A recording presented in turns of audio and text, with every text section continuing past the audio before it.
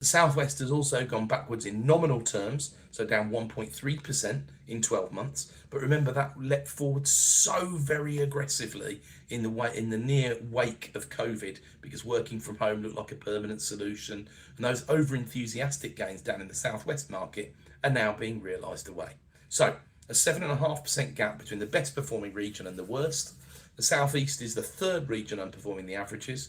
0.7% gain though in the past 12 months, not downwards but upwards. This bifurcated market though has never looked quite so stark this so far in the cycle.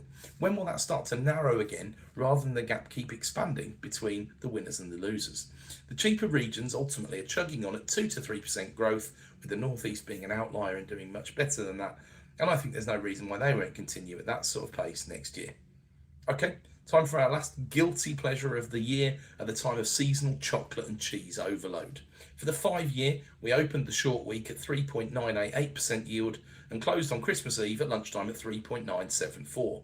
With no news to move on, the trend this week normally speaks to the prevailing trend at this time. And this trend is mostly sideways with some volatility, because there's just not much volume in a week like this.